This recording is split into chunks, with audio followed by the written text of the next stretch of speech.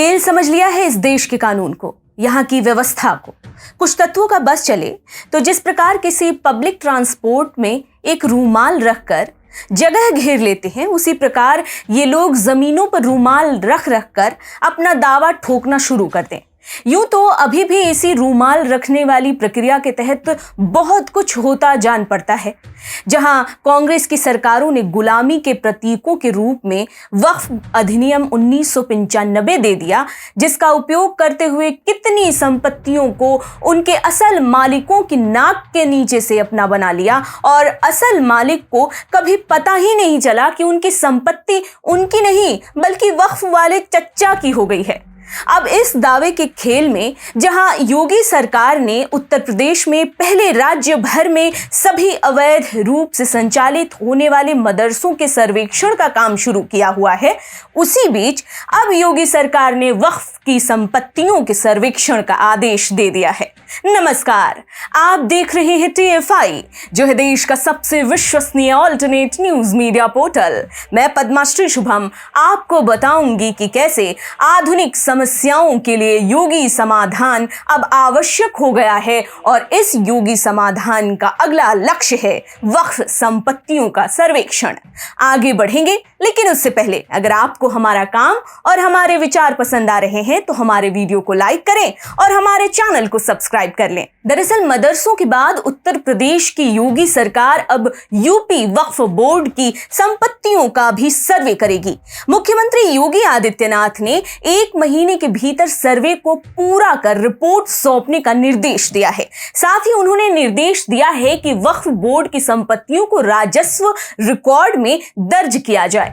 इतना ही नहीं, राज्य भर के 75 जिलों की सारी जमीन वक्फ के नाम पर दर्ज होनी चाहिए। यह आदेश तब आया जब यूपी वक्फ बोर्ड ने एक अजीबोगरीब दावा ठोक दिया। वक्फ अधिनियम 1995 की आड़ में सब कुछ अपना ही है वाली सोच के साथ यूपी वक्फ बोर्ड का दावा है कि प्रयागराज स्थित शहीद चंद्रशेखर आजाद को समर्पित पार्क उनकी संपत्ति है और यहाँ मस्जिद और मजार का स्थान है। बस यह तो आदतन है, जो नहीं है वो भी अपना और जो है सो तो है ही। इसी अति के अंत के लिए सीएम ऑफ उत्तर प्रदेश योगी आदित्यनाथ ने त्वरित आदेश जारी किया और अवैध मदरसों के सर्वेक्षण की तर्ज पर वक्फ बोर्ड की संपत्तियों के सर्वेक्षण का भी निर्णय हाथों हाथ लिया। कितनी विडंबना है ना कि एक अधिनियम ने इतनी शक्ति दे दी कि ये लोग इंसान को इंसान नहीं समझ रहे। किसी भी जगह पर ऐसे दावा ठोक रहे हैं जैसे इन्हीं की बपौती है पूरा देश और सब तो यहाँ बंधुआ मजदूर हैं जो घास काटने आए हैं। यह तब है जब शहीद चंद्रशेखर आजाद को समर्पित स्थान, जहां पूर्व में अवैध कब्जों और मजारों को पहले भी हटाया गया है, उसके बावजूद दावा ठोकने वाले ने उतने अवैध कब्जों पर ही नहीं बल्कि पूरे पार्क पर ही दावा ठोक दिया। ज्ञात हो कि पिछले वर्ष अक्टूबर में इलाहाबाद उच्च न्यायालय ने प्रयागराज में चंद्रशेखर आजाद पार्क के अंदर अवैध रूप से निर्मित मस्जिद और एक मजार को तत्काल हटाने का आदेश दिया था।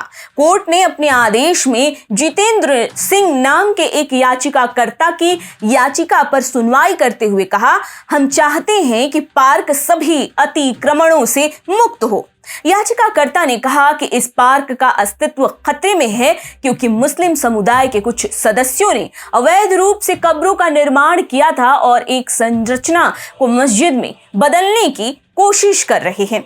उन्होंने कहा कि आरोपी पार्क को कब्रिस्तान और मस्जिद में बदलना चाहते हैं।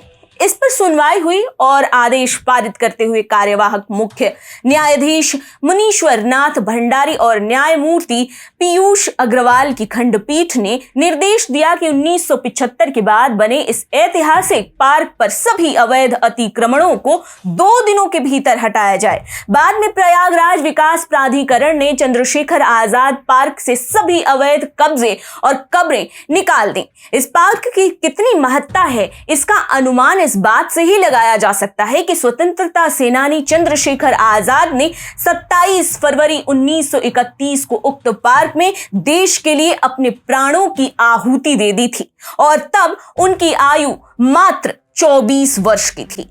अब जब ऐसी आधारहीन मांगे और दावे होने लगे जिसका वास्तविक जीवन में कोई सरोकार ही न हो, ऐसी तर्कहीन बातों के लिए क्यों ही न्यायालय अपना समय व्यर्थ करेगा और क्यों ही सरकार अपने संसाधन जाया करेगी। इसी परिप्रेक्ष्य में सरकार ने समय व्यर्थ न करते हुए एक बार में ही सारा काम खत्म करने का निर्णय लिया है और ऐसे अनर्गल दावों से एक बार में छुटकारा पाने के लिए सर्वेक्षण का रास्ता निकाला है। अब जब सर्वेक्षण होगा तो वक्फ को अपनी एक एक संपत्ति राज्य के एक एक जिले में बतानी होगी और उससे यह तय होगा कि कितनी संपत्ति वक्फ के नाम है, कितनी संपत्ति बेनामी है और कितनी संपत्ति केवल दावों तक सीमित है।